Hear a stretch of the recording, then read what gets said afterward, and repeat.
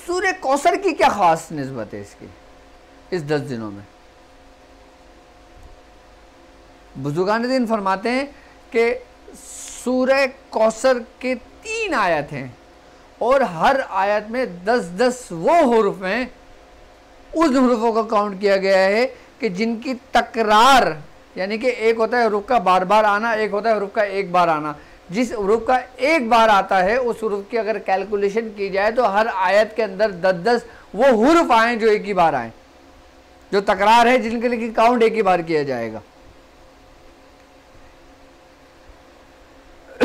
हर आयत में 10-10 इसके हुरूफ हैं और इन्हीं 10 दिनों की, यानी कि जो लयालिन अशर है उसकी ख़ास मुनासबत से है। सबसे पहली आयत में अल्लाह तबारक तआला फरमा रहा है कि ए महबूब, हमने तुमको कौसर अता कर दी, यानी कि हमने तुम्हें हर चीज़ में कसरत अता कर दी है, यानी कि तुम्हें तमाम नेमतों पर कसरत दे दी है। और यहाँ पे अल्लाह तबारक तआला अपने फजल से कसरत अता कर रहा है, अपनी रहमत से कसरत अता कर रहा है। किसको? महबूब को अता कर रहा है। वो कह रहा है कि ए महबूब, हमने तुम्हें कौसर अता कर दी।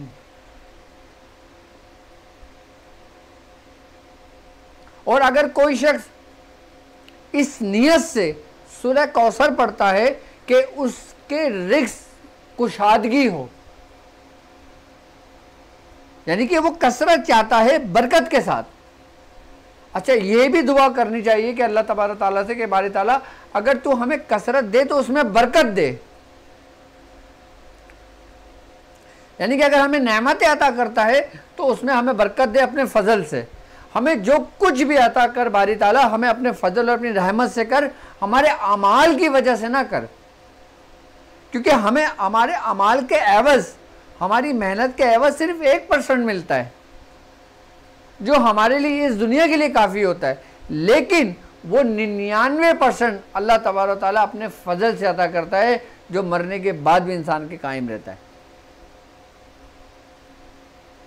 यानी कि वो नेमत जो रब ने तुम्हें इस दुनिया में अता की है और तुम चाहते हो कि जो नेमत अल्लाह तबारक व तआला ने तुमको अता की है वही नेमत तुम्हारी औलादों में मुंतकिल हो, तो तुम सूरह कौसर की कसरत किया करो। अब मैं चाहता हूँ कि अल्लाह तबारक ताला ने मुझे जो जो नेमतें अता की हैं वही नेमतें मेरी औलादों को मिलें। अब वो औलादें जो मेरी कस्बी हों, वो औलादें जो मेरी वहबी हों, जो कसब मेरी औलाद हों, नसब से हों, यानी कि वो औलादें जो मेरी हैं और वो औलादें जो मेरे मुरीदीन हैं, जो मेरी शागिर्द हैं। अगर मैं चाहूँ कि रब ने मुझे रूहानियत में कोई रूहानियत की एक नेमत अता की है कि अल्लाह तबारक ताला ने मुझे रूहानियत के अंदर फ़ला नेमत अता की है और मैं उस नेमत का इस्तेमाल करता हूँ और उस नेमत का रब का शुक्र अदा करता हूँ और मैं चाहता हूँ कि वही नेमत मेरे मुरीदों को भी मिले,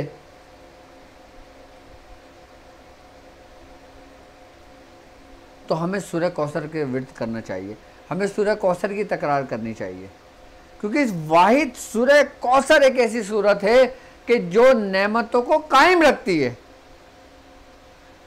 क्योंकि जो चीज़ रब के फजल से अता की जाती है ना, वो वापस नहीं ली जाती।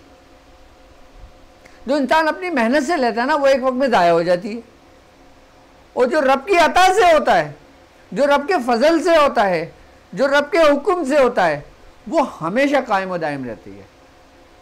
हमें कोई भी नेमत मिलती है ना, वो नेमत ख़त्म नहीं होती, वो नेमत मुंतकिल हो जाती है अगर मैं उसका सही तरीके से उसका शुक्र अदा नहीं करता।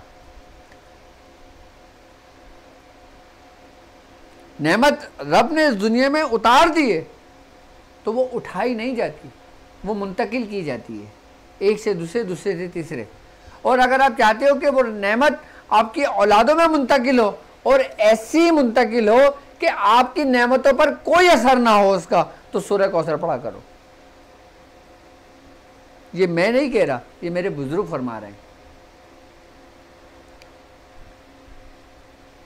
अब इंसान की ख्वाहिश क्या है कि वो उसके पास हलाल रिज़्क हो।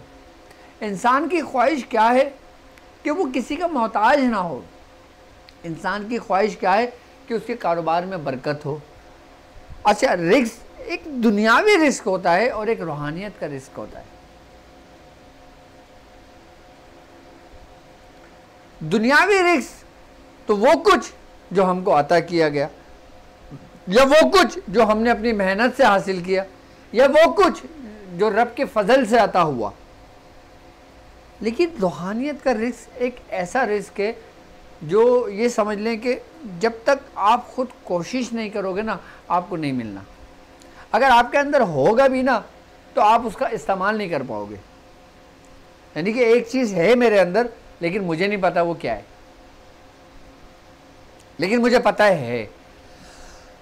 अब मुझे पता है लेकिन मैं उसका इस्तेमाल नहीं कर पा रहा, तो मेरे लिए वो कोई फ़ायदेमंद नहीं है। लेकिन अगर मुझे पता लग जाए और मैं उसका इस्तेमाल कर लूँ, अगर मैं उस हकीकत को जान लूँ, तो मैंने उस रूहानी रिस्क को पा लिया। और वो क्या है?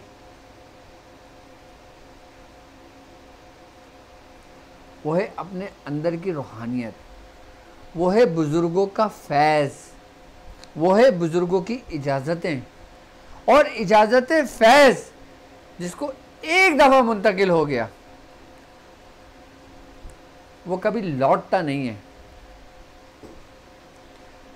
अगर समंदर है तो वो दरिया की सूरत बन जाएगा, अगर दरिया है तो वो नहर की सूरत हो जाएगा,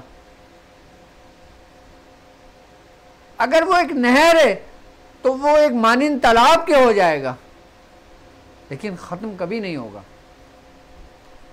तो सूरह कौसर आपके तमाम उन मसाइल का हल है, इन ख़ास कर 10 दिनों में।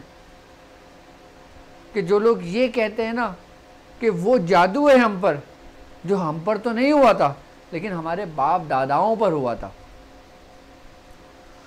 वो जिन्नात जादूगर जो हम पर तो मुसल्लत नहीं है लेकिन हमारे बाप दादाओं पर थे। यहाँ तक के बुजुर्गान दीन फरमाते हैं कि अगर कोई शख्स, एक तो होता है जादू के ज़रिए मुतासिर होना, एक होता है कि किसी की बद्दुआ, यानी कि बद्दुआ ऐसी होती है जो नस्लों में चलती है, दुआ ऐसी होती है कि जो नस्लों में चलती है। बुजुर्गान दीन फरमाते हैं अगर कोई शख्स बद्दुआ के कहर में मुब्तला हुआ और वो शख्स सूरह कौसर इन 10 दिनों में पढ़ लेता है तो अल्लाह तबारक ताला उसके ऊपर से वो आजमाइश भी उठा लेता है, इस सूरह कौसर की बरकत से, अपने महबूब की बरकत से, अपने महबूब की वजह से।